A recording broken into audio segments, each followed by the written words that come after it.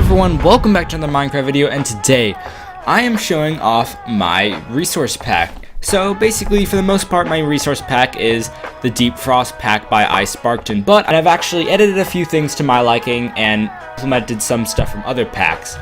So basically, I'm not going to actually go over everything in this resource pack. If you do want to see that, then you can just download the original pack. But in this video, I'm going to be showing the changes that I have made and little things I put in to fit it to my liking. Anyway, let's get started. So basically, in this chest, we have everything that is different. So yeah, so we have the anvil. Basically, I made the anvil a bit lighter gray just because it looks more iron, I guess, because in Minecraft, iron is white, but in vanilla Minecraft, the anvils are actually a dark gray, so I feel like a white or light gray anvil looks better in my opinion. So next we have the bed, and basically instead of having it the normal default red color, I actually made it so it was a like magenta-ish purple, because I think that looks better instead of just having the bed as one color.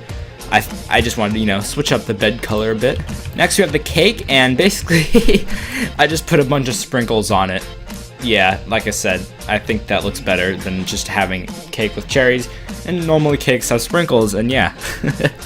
Here we have the cauldron, and once again, like the anvil, it is a light gray, because once again, I prefer my iron things to have a light gray, and you'll see that with the hopper in just a second as well.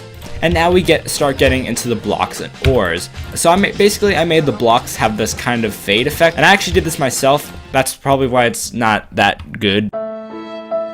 And the ore, basically I took the ores from a different pack that I'll show on screen right now. And I think these are really cool ores with like the slash mark design, and yeah. And once again, the same thing applies to the diamond block and the diamond ore. Next we have the dispenser and the dropper. Like on a normal dispenser and dropper, there are little eyes there, I guess, and I thought they didn't really look that good, so I just took them off. Next we have the emerald and gold block and the emerald and gold ore. Once again, fitting that kind of fade gradient style. And then we have like the slash marks as the ores. So next we have the furnace, and the furnace with nothing in it is just normal from the Deep Frost pack, but if we put something in it and start smelting, as you can see, there's a little animation. I actually took this from the Blocksmith Hybrid resource pack, and I took a few textures from the Blocksmith Hybrid resource pack just because I really like the animations and stuff, especially this one. This one looks really nice. Instead of just having like a still fire, it's actually burning, which I think looks pretty good. Next we have the hopper, which like I mentioned has that light gray, and also same applies for the iron bars, and also the iron block and the iron ore. Yes, there's a lot of iron things that I had to retexture. Now onto one of my favorites. This is also from the Blocksmith Hybrid resource pack, and this is the jukebox. As you can see, if we place it down, it actually has a little record holder on top. As you can see, I haven't actually put the disc on the jukebox, but the second we do, it gives a nice little spinning animation, and the sides are actually bulging, which looks really cool in my opinion. And when we take it out, it's gone, and it's empty again, and we can put it back on, and it's spinning again. Yeah, like I said, that is really cool.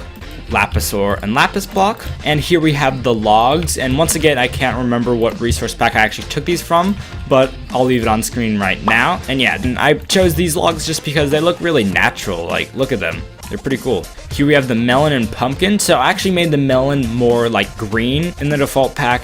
It's more of like a yellowish color, but I actually made them look more like a watermelon, I guess, and they're more green. And the pumpkin, normally they would have the face on the side, but actually I just completely removed the face entirely because once again, it's not really natural. You don't just grow a pumpkin that has a face, and I think this is a good improvement. Next we have the sand and the sandstones. So the sand, I just changed it to a default 32 by 32 one, but the smooth sandstone, instead of having like that little line on top, it is actually completely smooth, and I think that looks really good for designing and building things. And last of the blocks, we have the sponge, which in the original pack uses the 1.7 texture, but I just changed that over to the 1.8 texture. So I've only changed one entity in this, and this is the ender crystal. So if we press this button, it'll summon an ender crystal. Instead of having a little pink texture in the cube in the middle, it's actually a deep purple, which I like. So next we have the sky, and as you can see, it's very realistic. It has the clouds, which I think are really cool, and also the sun is like a blur, is more of a blur, I guess.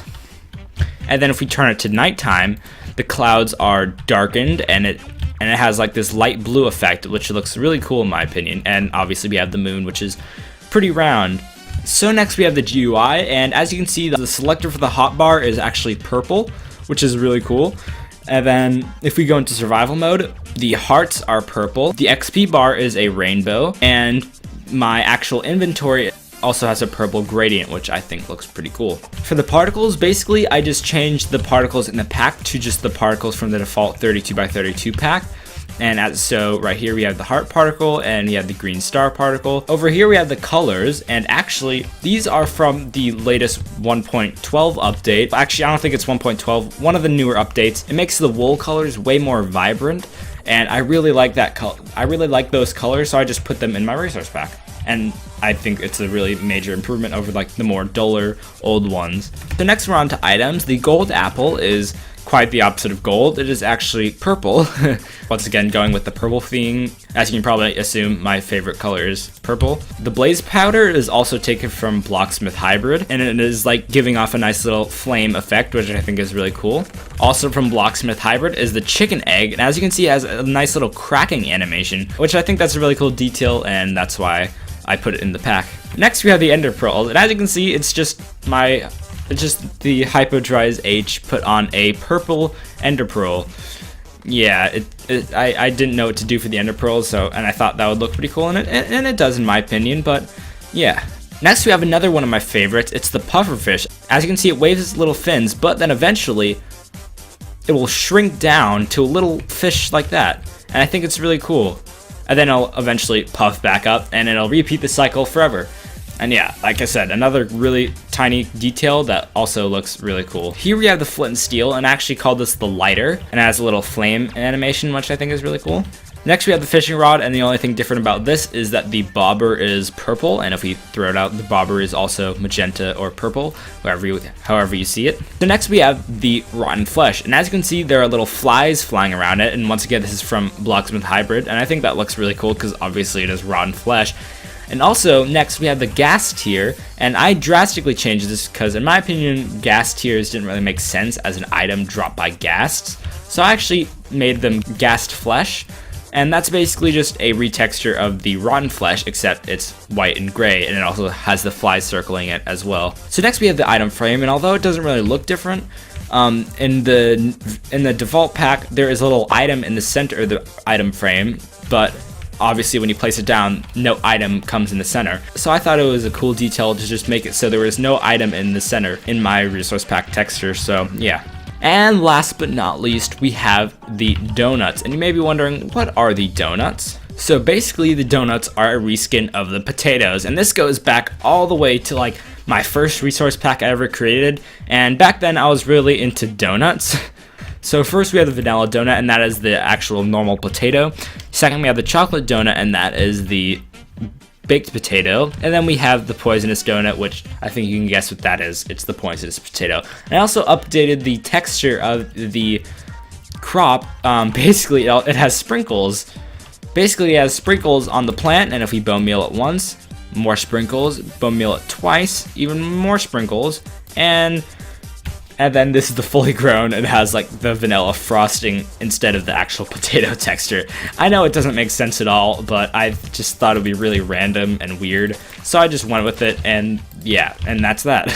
Anyway, thank you guys all for watching. I know a few of you requested this, so I decided to actually make a video on it, and of course the download link for this pack will be in the description, and if you download it and there's something I missed, then be sure to tell me. But yeah, I'll see you guys all later. Goodbye.